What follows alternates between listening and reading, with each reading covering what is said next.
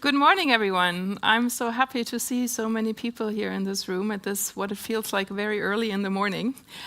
But it is an important topic that we'll be talking about and discussing, about training and upskilling. And I would say it's probably a key topic in the industry, if not the key topic. Because, what it does matter, how we prepare for the future. Are we ready for the future? Our panel is co-organized by PUF and also by FilmEU, which is a strategic alliance for film and media arts that consists of eight higher education institutes across Europe. My name is Ulrike Rohn. I'm from Tallinn University, Baltic Film, Media and Art School, and where I am professor of media management and media economics. But working at the university, obviously I'm very much interested in asking the questions. Do we prepare our students enough for the film industry? And what other opportunities exist for both students, but also our existing film professionals to educate and to upskill and train? And how do we address the different experiences and expectations and challenges that come with upscaling and skilling? So, and I'm very happy that we have a large panel, as you see, a very diverse panel that brings some different stakeholders and different views to the topic. We already had a preparatory talk among each other, and we can say that the issue is complex. There are many different opinions and views and many, many different challenges. So we will talk about a lot of things, but we will probably not manage to talk about everything. So we will, at the end, also open up the discussion and include you, the audience, to ask your questions, to share your experience, your thoughts, and maybe bring up good examples and ideas for making upskilling and training more accessible and easier and useful.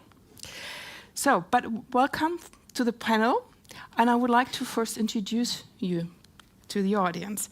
So, from the very left from your side, it's Inese Buka-Grupe. She is a producer and lecturer at the National Film School in Latvia, where she specializes in training producers and developing innovative approaches to education in the film industry. Good morning. Thank you for having me. Okay. Sitting next to her is Eda Koppel. She is a project manager at Tallinn Industry Academy. That's a program for emerging professionals in the field of film circulation. And it's happening right now here at PUF, right? Yes. So everyone knows Eda. Welcome, Eda. Sitting next to Eda is Rauno. Rauno is a cinematographer from Finland. He is a professor of cinematography at Aalto University. Mm-hmm. And then sitting next to Rauno on the left is, on the right, is Aleksi Hyverinen. He's also from Finland. He's a Finnish producer. He is best known for his English language horror movie, The Twin, it is, and it was screened in more than 30 countries. He also participated in a lot of training workshops, but also he organizes workshop in AI in the film industry, right? Welcome, Aleksi.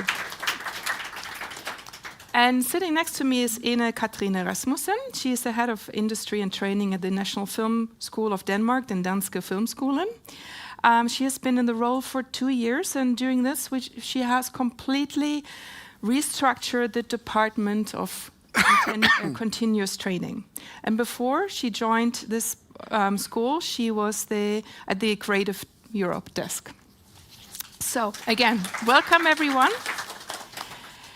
So let's first start a bit with the challenges that we see in training and upskilling. And as we know that there are lots of challenges. And I keep the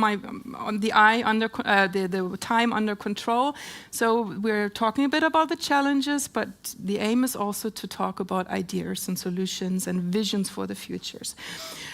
So in an ideal world, obviously, everyone would have access to constant training and upskilling, who would want it, who would need it, and everyone would have access, and it would be all available. But there are, as the title of this discussion also says, there are gaps. There are gaps between the vision that we have and the reality, but there are also gaps that in terms of what skills we have and what skills in the industry, what skills we probably might use for the future.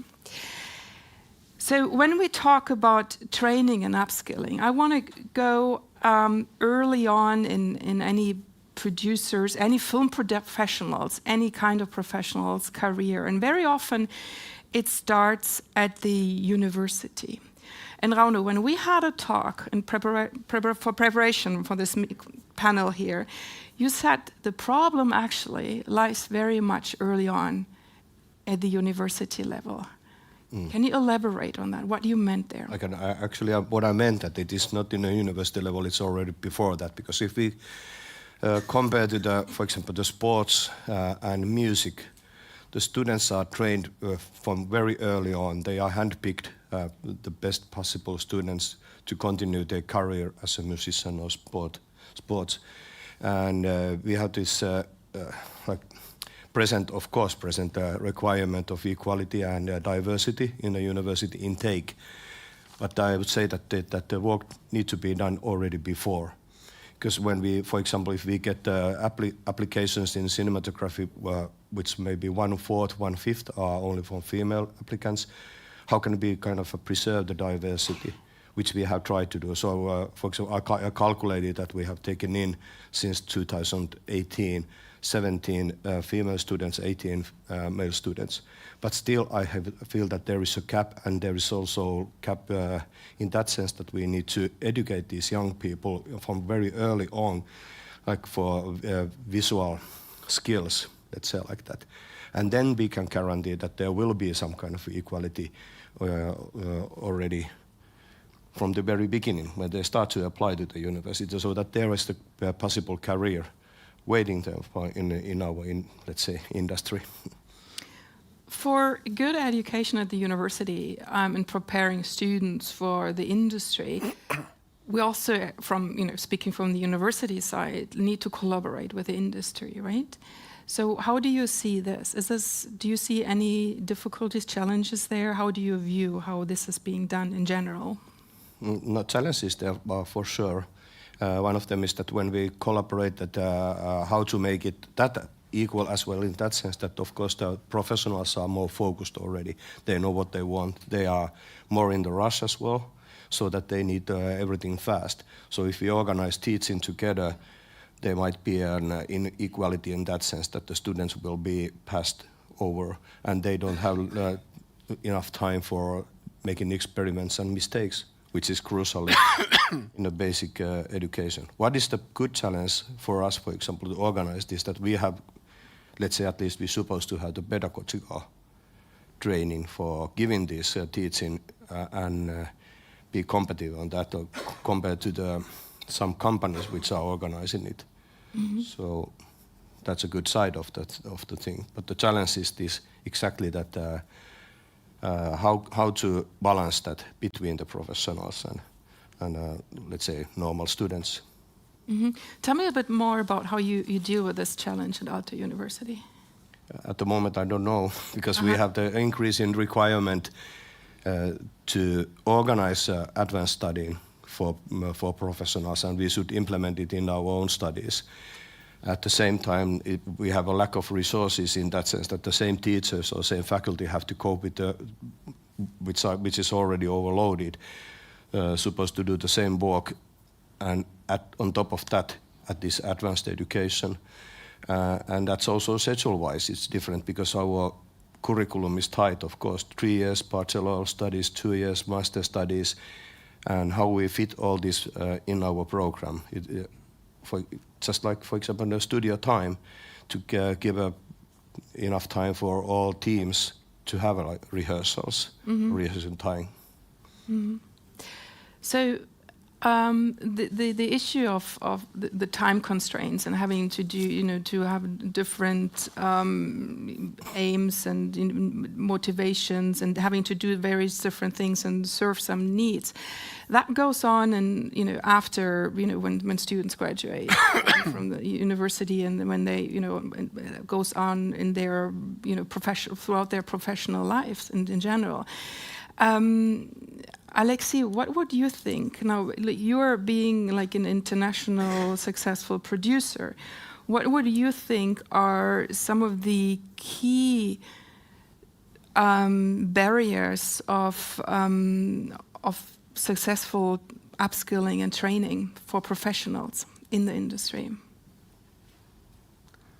Well, I would say that it's the same as it is in most of our, daily tasks, that we are low on resources.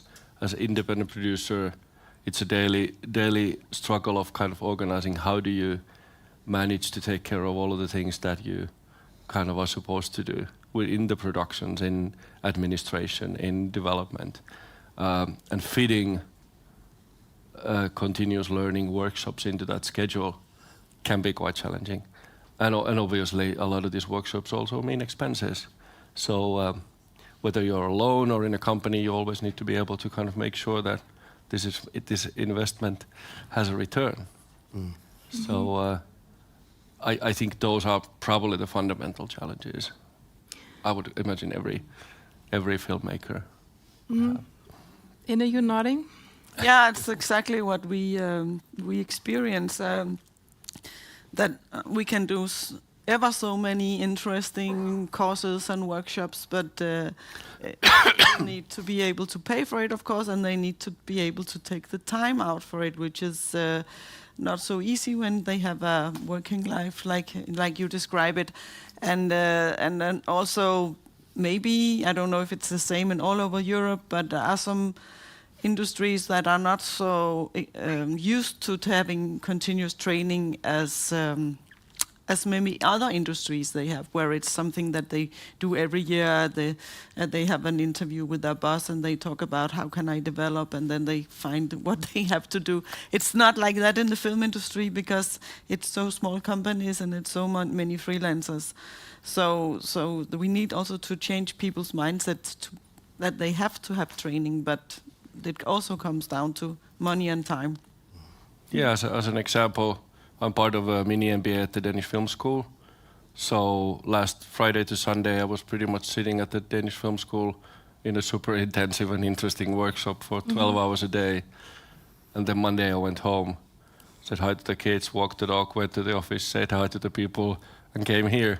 So it's not only a matter of work resources, it's also a matter of how do you organize your private life. And so taking a workshop over the weekend means that I'll take some free time with the family in December.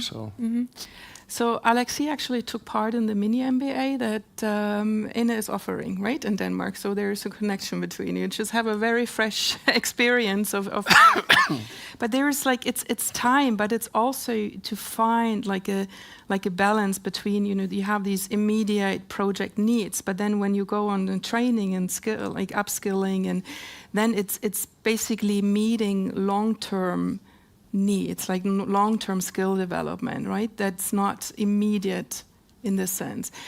How do you personally cope with that to find the balance between what's urgent now and what's really useful, like absolutely a must for the long term? And sometimes they're conflicting because you only have so much time and finances. I think it's kind of the same as it is with a lot of events and festivals that you attend as a filmmaker and as a producer. You kind of go in believing that there's a lot of potential to gain a lot of things, but you actually never know when you go in. To an event, you might have amazing meetings or this one meeting that changes everything, but it could also be that it's 5 days of nothing happening. But for me, personally, I actually realized while we were discussing about this panel that I've done a lot of workshops. I've done EAV, Inside Pictures, more EAV, a bit of ACE, and things like that. And I can actually track back return on investment, not only when it comes to learning, but very concretely within a few months of the workshop, some connection or something that I've learned, or some person that I've met has actually brought in something very concrete for a project. Even an MG So for me, I guess I've been lucky that it's been easier to me to kind of have the trust that, okay, I'm going to put my time and resources into this, and it'll probably be worthwhile. And all the things that I've done have always delivered, both content-wise, learning-wise, but then also something more, like, oh, wow, this project that was kind of stuck, now we actually find a solution, or now we actually met this person and he got to know about our project by accident almost during the workshop, and now he's offering an MG and stuff like that. So it's been also a learning process to understand that even though you can't always put your finger on what you're going to learn and gain, it'll happen. Ida, you're also based in Estonia, where I think this is in general in most of the countries, where most of the production companies are one-man shows, very small entities. What's your experience with having insight in the industry? Is there a general awareness of the potential benefits that these trainings could bring long-term, even though short-term it might be very stressful and difficult? I was working in the Estonian Film Institute for 20 years, and I saw it very closely because we also funded the people and set the trainings. And for me, it was, I guess the producers are very aware of the trainings, possible trainings. Maybe these trainings are even like the better promoted. And the producers somehow, they want to go to the trainings, they find them solution, they find the funding. But what I can see that maybe it's not enough trainings for other personnel in the film industry, especially for directors, because when I look at the training programs for the film director, there are mainly trainings how to work with the actors. But not only other skills, because the world is changing constantly. Maybe they need leadership trainings, because they are leaders of the film group. How to manage with the people, because the world has changed so much that there are like new rules and regulations and new criteria how to act and what to do. So maybe we lack of these trainings. And on the other hand, as also directors are one-man company people or freelancers, they don't have the finances. And it's a question whose responsibility it is. Because when they are attached to the production company, they are occupied with the filming, with the shooting. And in between these shootings, they are not attached to anyone, and they don't have the funding. Yeah, that's an issue that we will also talk about when we talk also about the ideas, the visions that we have for the future. Maybe we have some solution when we talk, or not. Maybe we're not solving the big issues of the world right now, this morning. But yeah, we have some ideas when we talked about this in preparation of the meeting. We had some ideas on how maybe the financial side could be solved, or there could be some ideas.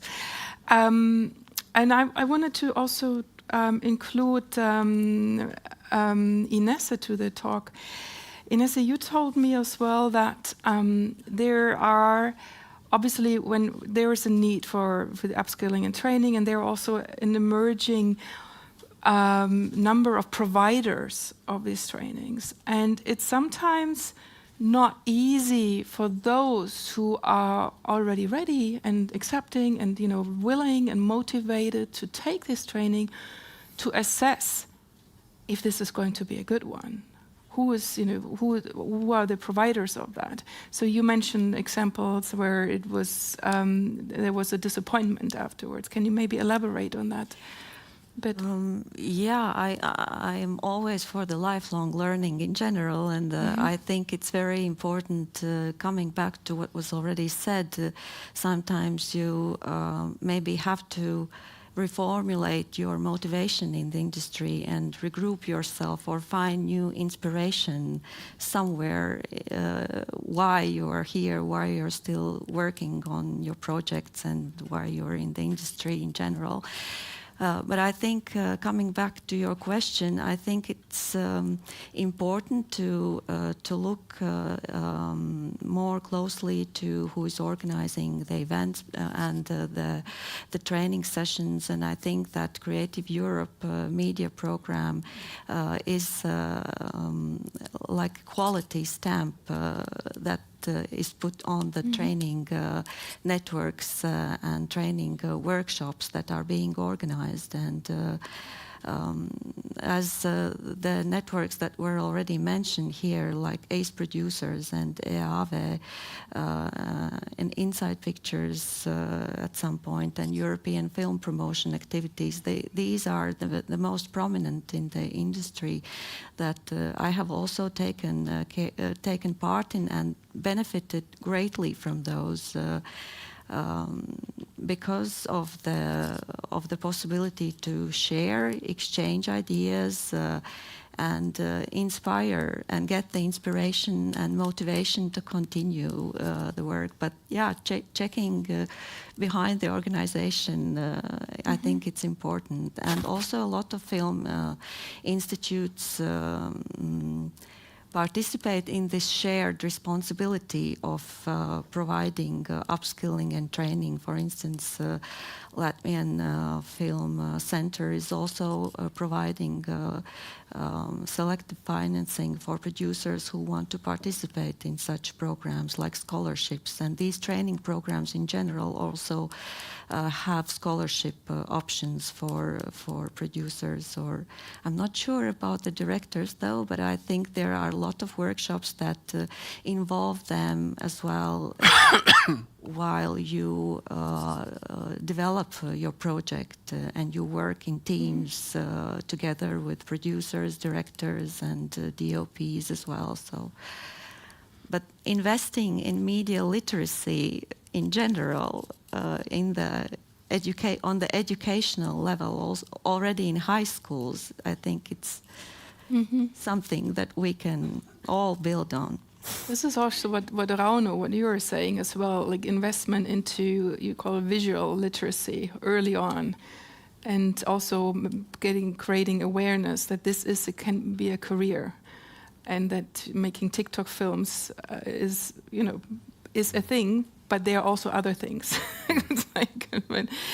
So Ines, I'm happy that you mentioned these networks, because when we talked, I noticed that you are actually a big fan of these networks. They have, given you've gotten a lot out of them. What would you advise those who are in the audience and who are, maybe thinking to, or their earlier stage of their career, in terms of, how to select networks, how to get active in them?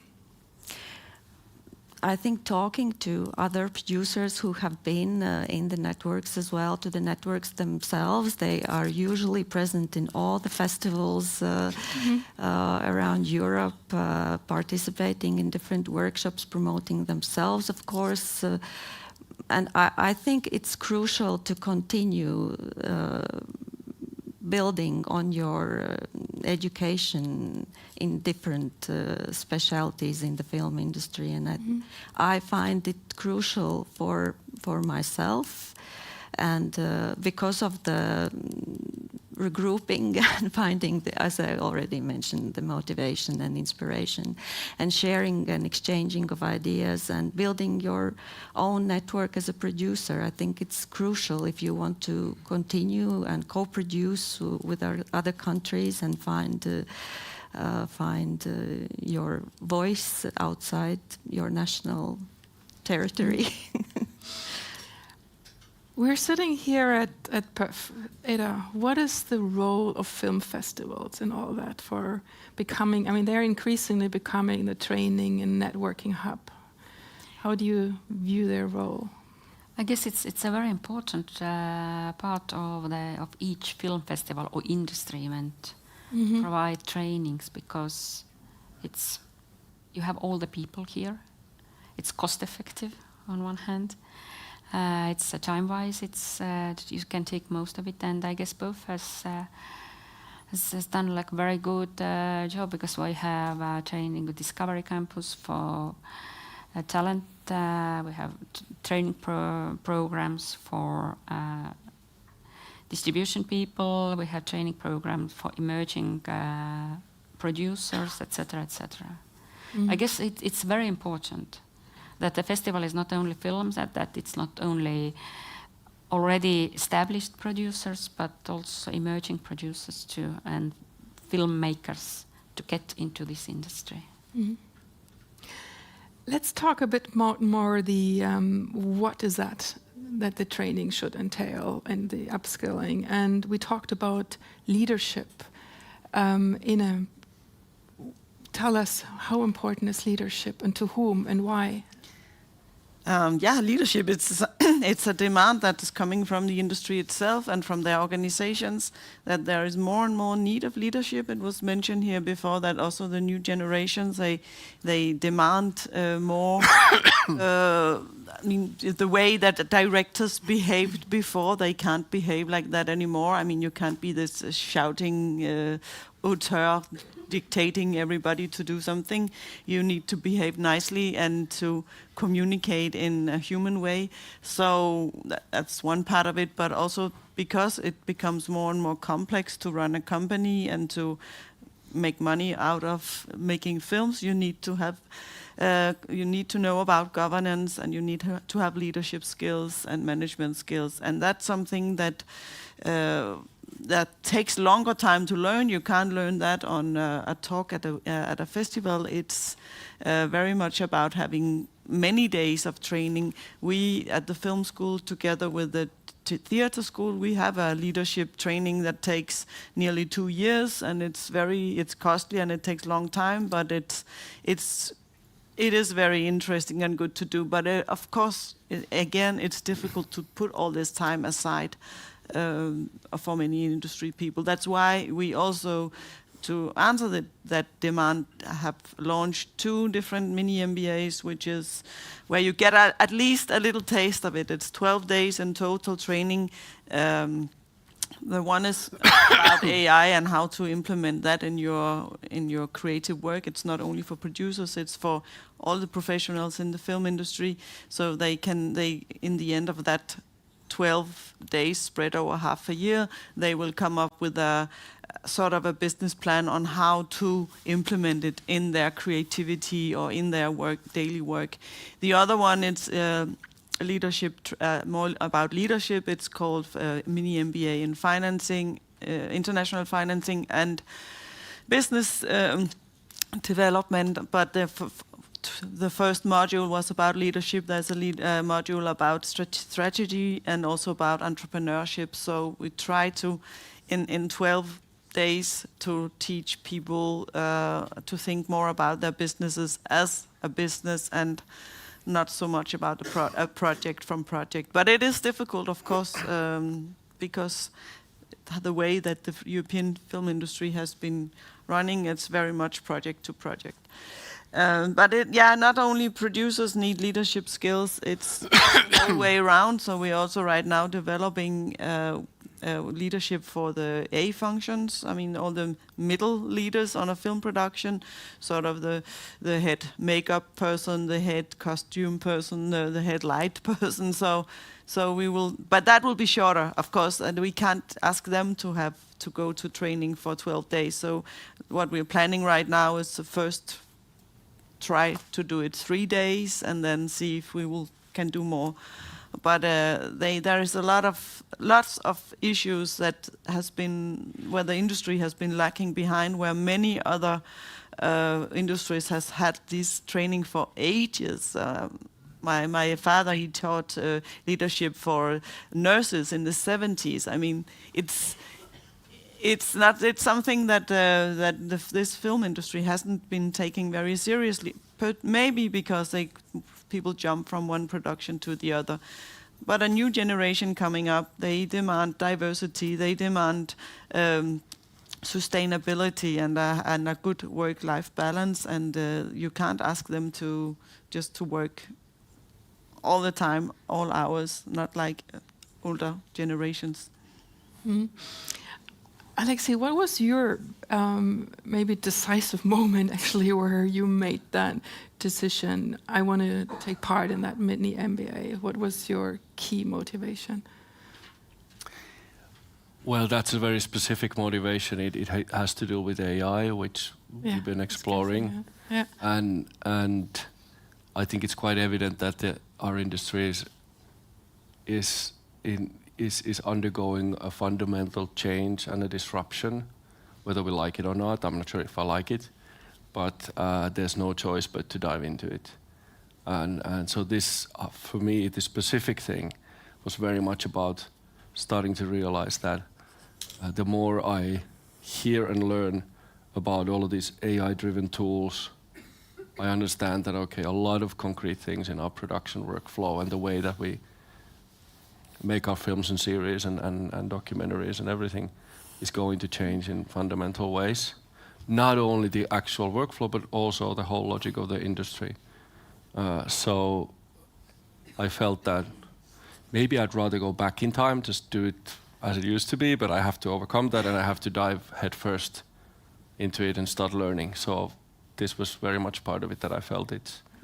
We're already too late, most of us. Now it's the time to go. So you also said that there, like the training offers that are out there, they're focused on very traditional areas, like especially like feature film length production, and you were kind of missing some out of the box, innovative, other niche genres training. Can you elaborate on that a little bit? I'm a believer in tradition and craftsmanship very much, but at the same time, if you get stuck on them, it can be, it doesn't lead to any good things. I think what I probably meant was that most of the training that we have, I think we're very lucky in the film industry. There's, Europe provides us support. A lot of our countries have entities that support us as filmmakers to attend to these courses, and we get grants. And there's a lot of very, very quality training going on in events and in the different networks. So that's awesome, but it's very much often about a project and revolving around a project, and then it involves the producer, the director, and the screenwriter. And at least in my experience, that's most of the cases. So it might be useful to look into, as Anna just said, how do we build our companies, how do we build our careers, how do we build our craftsmanship as a whole? And I understand the projects are always interesting cases in that journey, but it could be a broader view on it. Anna? Yeah, that's also the way that the film institutes and film funds are structured. So, I mean, it's not just strange that the companies, they act like that, because they work towards getting the funding. So maybe also the funds should look a little bit into maybe more slate funding, or maybe new technology funding or innovation funding, have some innovation hubs or something, because if they just continue funding the same way, then the companies will work in the same way. Yeah, filmmakers as well. Like that is a great part. I think the lack of continuity in various fields of our industry, if you're a filmmaker or crew member or running a company, it's always about how do you build continuity, how do you build teams that last longer than one project, and so that the learning actually not only happens individually but also within the teams, and that is very difficult to build. I think both as a small production company, but also just as an industry member individually. It's always a project. It's always a, how do you actually evolve and then keep it up in a logical way, when it's always about this one project, you use all of your time of it, and then it's what about the next one, and it takes a lot of your time just to keep that up. When we talk about funding for the training and upskilling, do we have, like we talked in the meeting, but that we had also about we need to see, and you mentioned it also a bit already, what innovative financing models should we have do we have like co-funding for these trainings, etc.? What do we have in the industry, or where do you see that something that could be looking forward a solution to, as we all agree that the financial constraints are there, right? So any idea how to tackle them? It goes to anyone, because finances is an issue that everyone brought up. I think it is in France that they have every hour a person work, then they sort of accumulate a little bit of money to go to training, and then in the end, after some time you have worked, you are allowed to take training of a certain length. That's a very generous and very good system, because you can't take. I mean, now I know what it costs to make a course, and you can't just offer it for free. It costs something, because it's expensive to pay for, because you have to pay for the tutors, you have to pay for the catering and the room and everything. So, and people can't take that money out of their own private economy. That's very few people who can do that. So there needs to be funds either created by the companies or by film institutes or by the guilds, where people can get the funding to go to the training. That's logic. You keep comparing. It feels painful, because at least in Finland, all of this funding is now being cut 50% or more, and it's. I totally agree with you, but it also feels like, how do we get this message across to the politicians? Yeah, there's no interest at the moment. Yeah. Sorry, I interrupted. No, I was just saying that I think, as we all agree, it is a shared responsibility. By private-public partnerships should be forged more in order to continue on this. And I think it's not just the private bodies, the private companies, or the industry stakeholders, the distributors, the rental companies that can participate, but of course also the governmental bodies. But I think this, and the educational institutions, the higher educational institutions, this forging of partnerships there and communication is crucial in building that. How no?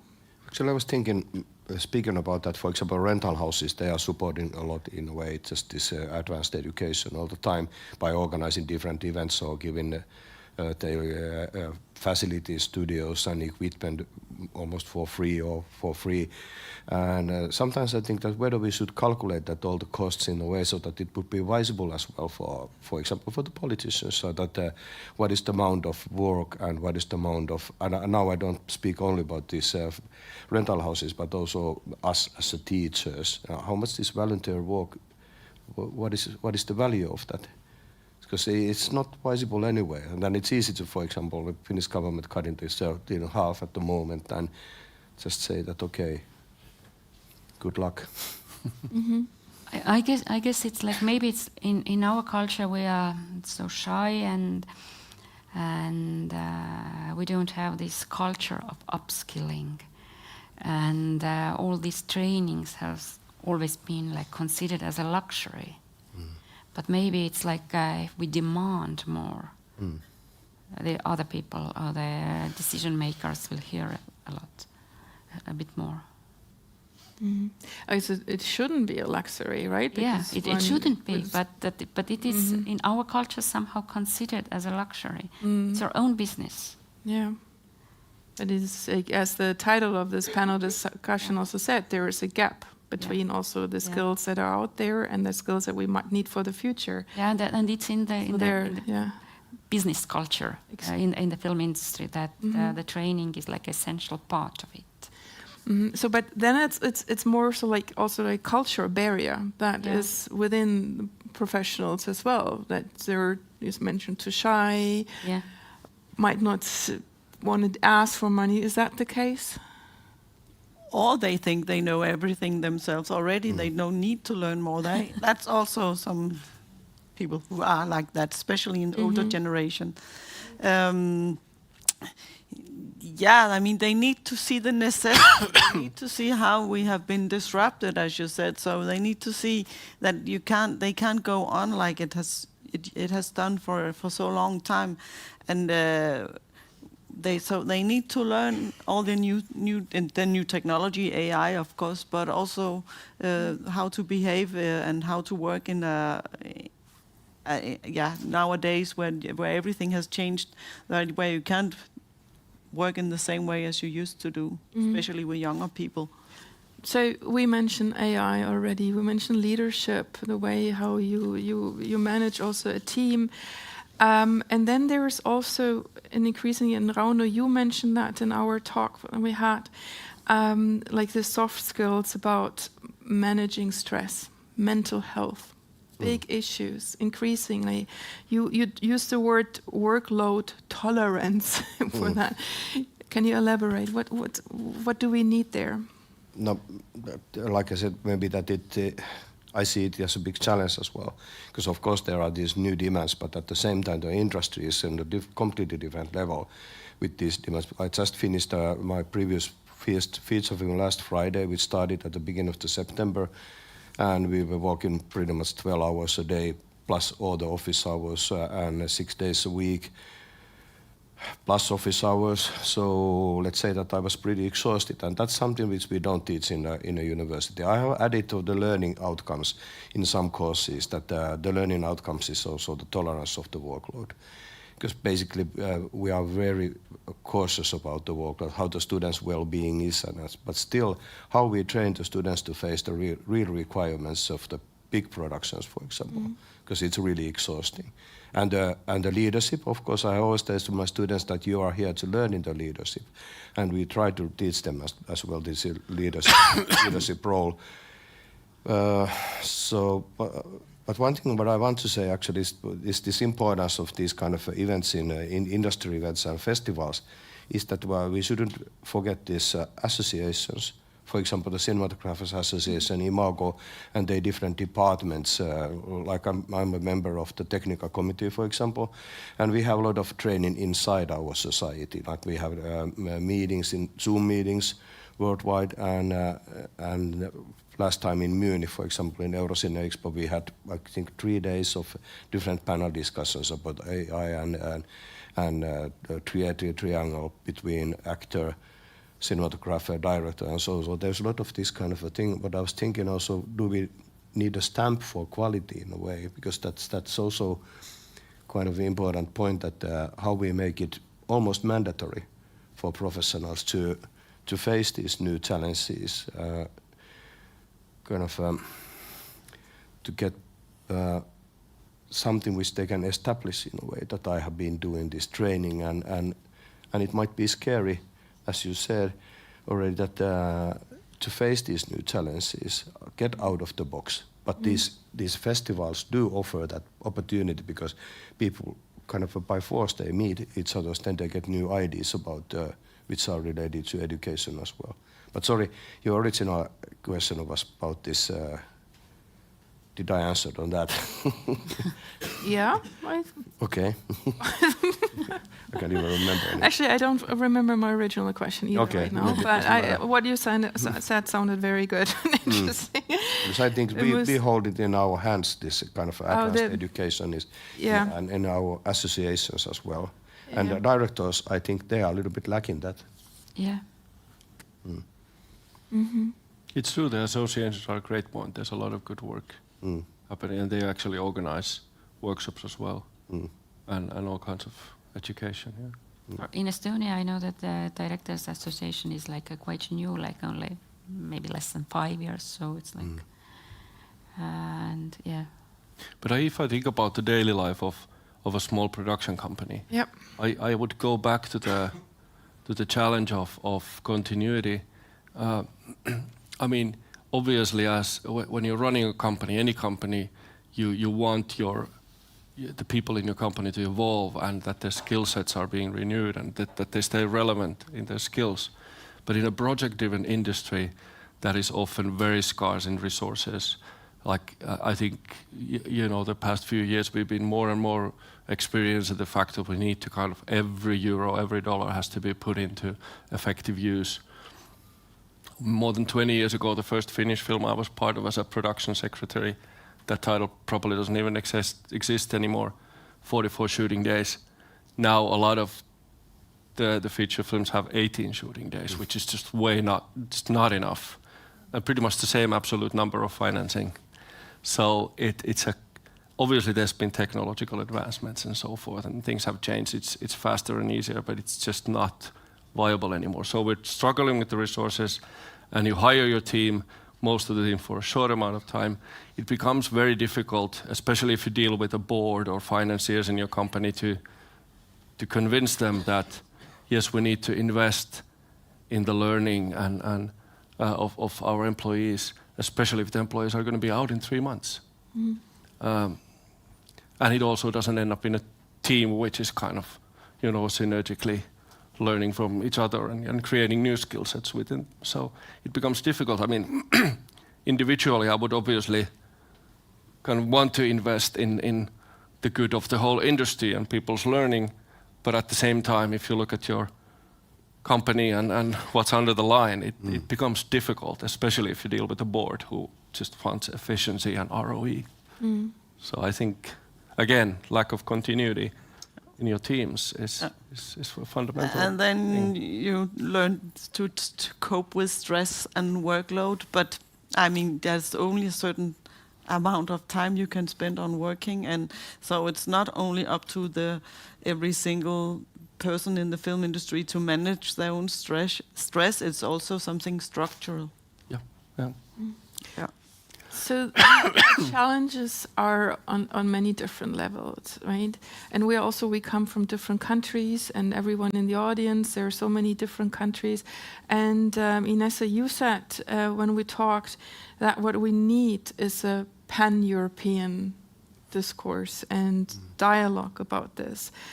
Can you elaborate on that? What the challenges are on the national level, but also how can we approach them in a pan-European dialogue? I think through building and fostering the partnerships and continuing on building the networks. And also I think that the organization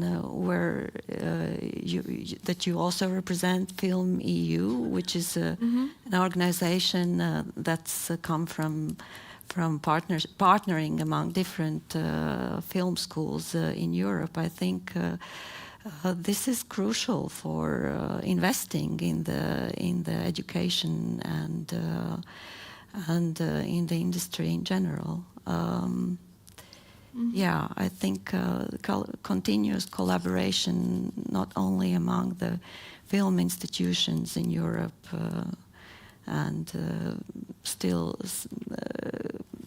having Creative Europe from the EU and the media program, but also the networking possibility among producers and directors in general. I'm not sure if I This is such a large question. Yeah, it's a large question, but basically it leads to the answer that we are doing just the right thing by sitting here from all from across Europe and facing the issues, exchanging experience and thoughts, and learning from each other. And we're taking it back to our own, national context. But we need this broad discussion and inclusion. And I would like, talking about inclusion, I would like to open now the floor to the audience as well. Questions, comments, thoughts, ideas, solutions as well. So we have a microphone that will be walking around. So, thank you. I got a question to Alexi. As you approaching quite openly to this new IA thing, like the question of how disruptive is it to the branch in general, how strategically do you approach this? Like, as I'm producer of an animation studio, for example, and we have the same question, like how open do we discuss AI in our way of doing things?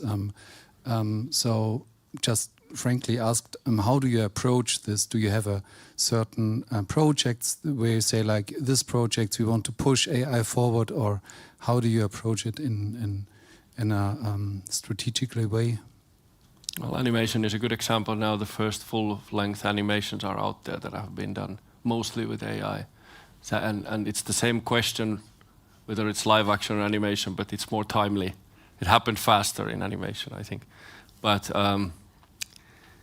it is a really, really good question, because this is what we've been thinking about within the company and a few colleagues for a long time. And I think some 18 months ago we started just sitting down in a group that there was some visitors, some of the recurring members in a way, every month or so, and discussing what we could do. And we ended up first out of demand, but also just to basically learn and understand what's going on and see how filmmakers and AI experts meet and what happens, and understanding that there's definitely a gap between this technology-driven insight and our very, content and emotion, heart-driven industry. So we started doing that, trying to just understand what's happening and how does this dynamic is it going to affect our industry. And we ended up forming a collective called The Alchemist, where we organize workshops for filmmakers. It's not about learning tools necessarily. It's more about AI experts and filmmakers and our industry members meeting and started trying to understand each other, because they have very different ways of thinking.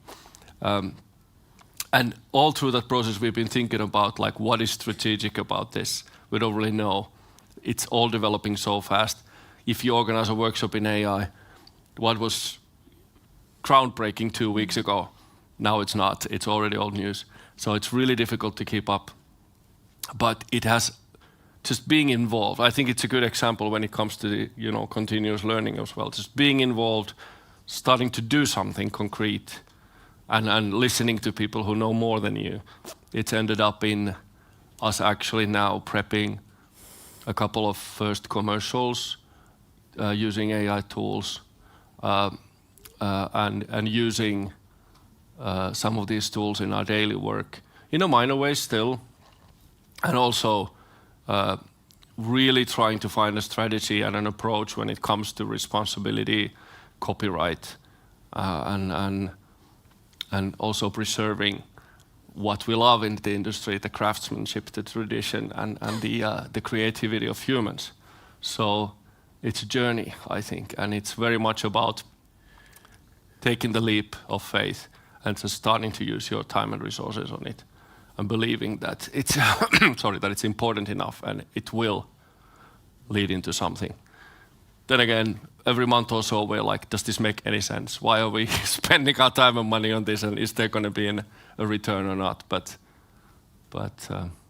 yeah, I think it's very much the same as with these workshops and learning.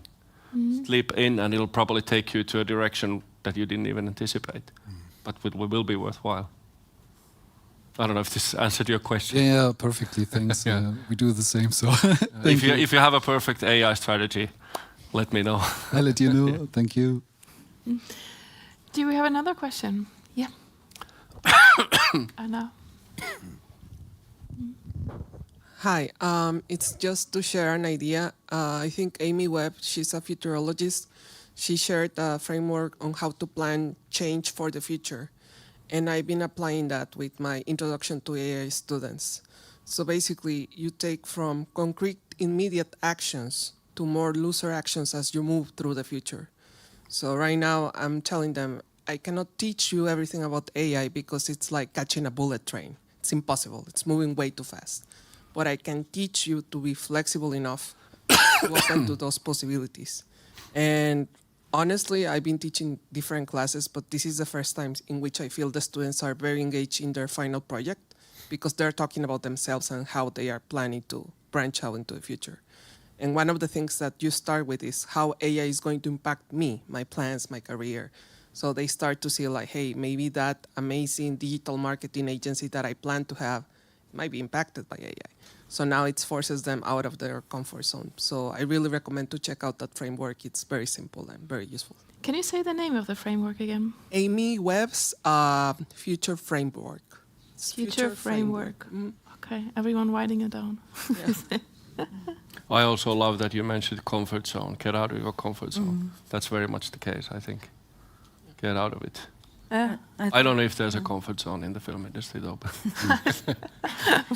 I think AI pushes out of the comfort zone also the ones that are in the professorship and the teaching in the university, that they don't object of AI being used in the educational process. No. I think you should encourage and make use of it in a productive and wise way. But as you say, we're all in this together, learning how to deal with it. Yep.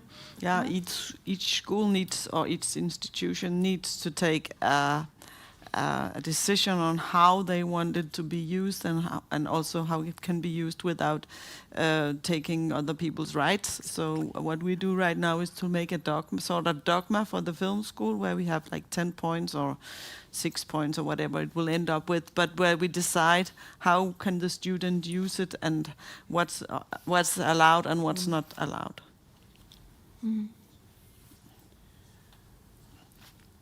Do we have another question? Yep. Marta.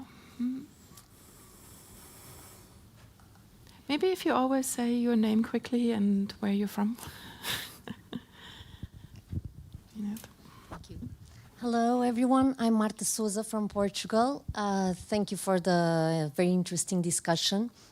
And I would like to pick up on something that Rauno said, but it can be for anyone to answer if you wish. Do you think that we need to train our students and young professionals to endure, to be better coping with 80 hours a week work, or the leaders of the projects and companies to value the resources, like what you have in terms of financial resources, physical resources, and human resources in a different way when planning projects and scheduling, budgeting, etc.? No, well, we are doing that constantly in our university, I think, but still we are facing the truth when the ambitious comes into the frame. So, for example, what director wants to do with the resources, what they get from the school, or when you go to the professional field. I think I have never worked in the film project which has where the let's say the budget and the ambitions is in balance. There's always like way more what we want to get compared to that, but compared to the resources which are offered. And sometimes we manage, sometimes we don't. So there, yes, the atmosphere is changing a little, but I would say that how to guarantee that that will really happen, because it's a fundamental question which comes also from the funding, which is even tighter at the moment. Like you said, that people are pushed to, films which you used to do during the 90s had like 50 shooting days, 40 shooting days. Now the same is pretty much 20 or something, which I refuse to do. But still, sometimes producers ask me that, okay, this is happening so fast, what about, do you still need the same salary? Do you think that it's actually easier to work with that faster tempo? Because this requires like 24/7 commitment for the film. So I said we can teach that, but I don't know, is it really going to happen? Because the needs of the shooting schedule and the funding of the films, it actually put the frame on the work in that sense. Yeah, and then you could tell the director, you shouldn't be so ambitious, you shouldn't have those big visions, please slow down because we don't have more time. But I mean, who knows that kind of director? I don't know them. No. Luckily not, in a way, because they need to be this ambitious as well. But yeah, how to balance it, that's maybe the big question, how to make it in real that the people understand where it comes from. Because that also, if we had this requirement and on the other hand we had this need, and they don't face to each other, there's a conflict. And that will end in a very bad situation inside the film crew, for example. It's pretty simple. So, yeah, that's our responsibility to make it visible, but who's going to make it to happen? I don't know. I think it's very important to have a broad discussion in the industry about it, so that everybody understands it, and also now the younger directors will also grow up, and they will not have this crazy work balance, no work life, because there's no life. Yeah. I already forgot what I wanted to say, but it's maybe it's like here comes this leadership thing that you have to manage the project, and for the director as well. It's not only it's also responsibility. Yeah, I would say that I think in best case scenario the ambition is shared in the whole team. Yeah. And everybody tries to support it. Yeah. I think the challenge, there are several challenges, and the biggest one are the artistic and creative challenges, but combining that with the finances, which, as said, the financing environment is going through a big, massive change right now, and not towards a better situation. So it ends up being quite difficult to balance the shared ambition, the resources, and good work-life balance. And we would need to have all of those three. I think most likely human relations and good work-life balance are probably the most important thing out of those. But still, it is sometimes, frankly, feels almost like an impossible equation to solve. This is the money you have, these are the rules and regulation and union fees. So the only thing we can do is squeeze down on shooting days because it's pretty much a fixed cost. And as it should be. So I don't know if I have any answers, and I don't, more efficient ways of producing will be one answer, but we're also going to lose something on the way. If you think about the possibilities of AI, do we really want to look at a synthetic actor in a film? Or do we really want to listen to newscast with an AI-generated voice? Is that the direction we want to go? That's a different discussion, but very much the case, yeah. And there's also this well-being is one thing, because I think that we have a demand to guarantee the students' well-being. And I always think that the best way to guarantee the well-being is to offer as good education as possible. And sometimes it's used, I have a feeling, because the budgets are just diminishing all the time, that the requirements of giving less education is kind of camouflaged behind this well-being, so that we have to, for example, we have to even the workload or whatever. And I sometimes, because we get these letters all the time from the administration, for example, that take care of the well-being of the students. How? Because we need to give certain type of education until certain we have a fixed part of within a fixed time, with less resources, with less money, and maintain the same quality. And I think that the students are suffering on that as well, because of course they understand it, that it's not fulfilling their hopes. And the best what we can offer, I think, for the well-being is that we just give best possible education for them all the time. This is a little bit related on the same, and as you said, that if it's a common goal, now we're speaking about the filmmaking, and I have noticed that when you have that bar quite high, and people are trying to reach that, they have ambitious goals, usually the whole crew is also involved in the same work, in that sense that they notice that, okay, now we are doing something which is meaningful, because there's always this need to make something. I would say quite often, I'm not talking about the TV shows, but the films, that there is some artistic values as well, and we know that it requires something which is maybe beyond normal work. Then there is the industry for TV series and whatever it is, and that's a little bit different game, because people go work, then they go home, and so maybe would be nice just to have this kind of a conversation as well, what we really want. Because some people do want this absolute challenge as well. And I would call that most of the feature films are that, because you have to do something which is popping out from the rest. And it doesn't come with without some extra effort. But there's a lot of work which we can also maybe not expecting that all the time. And what I've been about these TV shows, because they are so pushed at the moment that people are working with all the time with this extra effort just to cope with the schedule. But they don't have this ambitious goal, maybe. Not all of those, of course, but still, so there is a lot of differences between the productions as well. And that's something which we need to talk as well to our students. So it's there are these differences. Yeah, I would say that in my view, what I love about this field that we're in is that it's always going to be a combination between artistic ambitions and industry. It's not a cheap art form. And whether you're working in commercials, TV series or film, there's always going to be a lot of artistic and professional ambition involved. But it's always combined with quite hefty resources that you need in order to pull it off.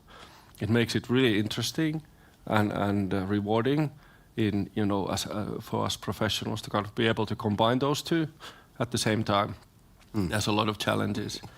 But what we need to be wary of is not to go into that place where you're just, I don't think in most of our fields of filmmaking and series making or whatever we want to call it, if we end up in a place where we just go to work, are not interested, are not anxious to learn more or willing to learn more and kind of think that we already know what we're doing, I think that's when things start burning down. At least personally I've noticed when I get a feeling that, okay, I know how this works, I know how this has to be done, I know what I'm doing, that's when things start going terribly wrong. So you have to be constantly like, I'm not sure if we're doing the right thing, I'm not sure if anybody's going to care about this, how do we solve this? That's kind of the mindset you need to have all the time. That's super interesting and keeps you awake, but at the same time it can be quite tiring. It's a comfort zone, right? Yeah. Being outside of the comfort zone. Yeah. That's our comfort zone. Yeah, absolutely. Filmmaking is always out of comfort zone. Otherwise, there won't be the art. But isn't it lovely? You're always learning new things. Yeah, like always learning. In the next production, you might be, bringing a tiger to the set, figuring out how to deal with that.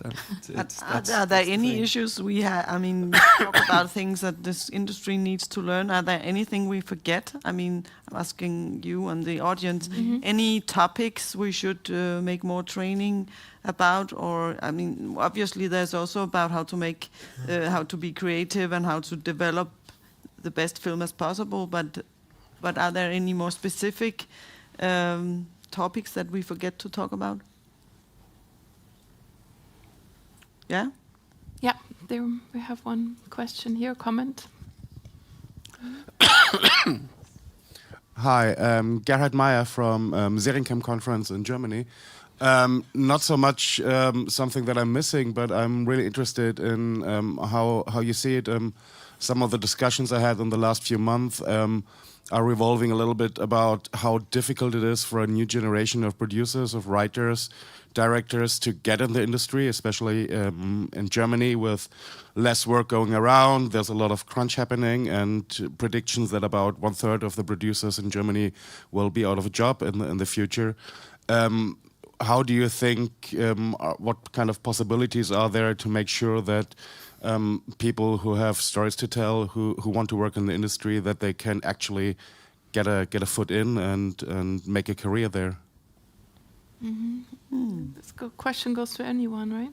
I guess it's maybe it's not only in the film industry, but in any area. It's as a beginner, it's like difficult to get in to start. But in the film industry, I guess the main skill we need is skill to tell good stories, and then I guess you will get in. Sometimes maybe there's not just upskilling, but also reskilling in need. But probably not for the younger generation who has just come out of the universities. But what we yeah. do at the National Film School in Denmark is that it's a school for students, 106 students, and then we have these industry events that I'm responsible for and training. But it's in the same building, and sometimes it's also on weekdays that we have training, so they meet each other in the canteen. And also we invite industry to teach the students, so that they meet each other and they know each other already before they get out of the film school. That's one of the things that you have to establish a sort of network, the established the established industry and the students from early on in their studies. Yeah, we do that, the same thing in the film school in Latvia as well, to form the relationships between the generations and encourage them to collaborate and bring the new generation in the industry to continue. Mm-hmm. So basically the key word is to increase, and I don't like that word, in employability, right? My students who are graduating is to connect them with the industry already, take them to events, take them and introduce the networks that are out there. What are the structural issues that, and if I turn this question back to you, in Germany or in other countries and anywhere, basically, that this is not happening enough? You lost your microphone. Comes back. Yeah, that's something that I'm asking myself of looking at some of the students that came out of the last 3 years of in Ludwigsburg Film Academy, where I sometimes teach, that they have the skills, they have the connections, and still it's really difficult to get your first project done, to have any kind of everybody wants to work with someone who's experienced, but at the same time it doesn't seem there are enough jobs to go around for everybody to have that kind of experience. There are some initiatives in Germany that try to give, for example, people working in the series industry their first project, but this is one project per year done by RTL for a crew of about 10 to 15 people, and everybody else, a lot of my students now, for example, work for Apple as an Apple genius, because it's really difficult. They have the skills, they have everything that's needed, in my opinion, but it's really difficult to break into an industry that's contracting and changing very. A couple of weeks ago to me that there are departments which have connecting all the time to the field and visiting, and they know already after graduation that they will get work from some of those companies as well. And he was complaining about that there are a lot of students who are saying in this department where he's studying that we don't have anywhere where to go afterwards, so that he had an idea just to start this kind of a program and get connected and organize things that they will also visit these companies or whatever they are. And I was thinking that this is, we have like this tradition, we use professionals in our education all the time, so that the students get, like the bar is once again raised a little bit, and then they get to know these professionals, get used to work with a little bit older generation, and we have this networking, but there's still something what is lacking, and I think this is, maybe we need to rethink that a little bit, that how to organize it so that they are kind of pushed, and I don't know, is it, I haven't found a solution for that, and there is of course in Germany and in Finland at the moment the need is not exactly high at the moment, so that I'm really worried that where they're going to work within a couple of years. I'm pretty sure that the situation will change again, because we have seen this, it's always going up and down, this process, but at the moment they are really desperate, and that's also, they are lacking of the vision to get the work, and that's affecting on their well-being as well. Is it on every profession, or is it like a certain professions that don't find the job? I mean, in the film directors industry. especially. Yes, especially directors. Yeah, but well, I think all at the moment, because the industry is a little bit slow at the moment as well, because of this. They used to, well, just not very distant past, there was huge need from the video in demand productions, international productions coming, for example, to Finland. Now pretty much all of them are like nothing happens. And I think this is a phenomenon which is at the moment in around Europe. In the UK, 75% of crews are unemployed at the Yeah. So Okay, with that grim vision right now, I don't want to leave. Let's, for a very last, very, very short round around the table here, would like to ask you if you could implement one change to improve training and upskilling opportunities in the film industry. One thing. We talked about many, many different things. Pick one sentence why, not more, very round. Who wants to start? Ina. Everybody should understand how important it is to be upskilled. Yeah, and this is why we're all here, right? And the audience is full. They all understood that this is important. Good. Alexi. I'm totally blacking out on this. I know this is a bit of a boring answer, but I think it, unfortunately, in many things in our society, it comes down to money and funding. Yeah. And I think many people in the industry understand the need for continuous learning, but I'm not sure if the politicians and the other decision makers, when it comes to our financing, understand it. So More we money, all please. need to know it's important. That means we need to communicate it's important. That means we will get money, right? Rauno. yeah, relearning to learn. Relearning to, oh, that's interesting. One sentence, what do you mean by that? Because it's really difficult to put in one sentence, but we have a tradition where people are climbing slowly to this tree up and learn their skills and following the masters and so on. I think that tradition is good, but now we have a bit more knowledge as well already, so that and we can approach this learning process a little bit different angles as well. And that means that this older generation especially, maybe they have to relearn to learn. That's I kind of observe their learning processes and their possibilities as well, a little bit different angle. Okay, So that's what I mean. good. Ida. I very much agree with the previous speakers, but it's like the change of the mentality that learning and upskilling isn't a privilege, it's like a human right, and it's like everyday's necessity. It's brushing your teeth.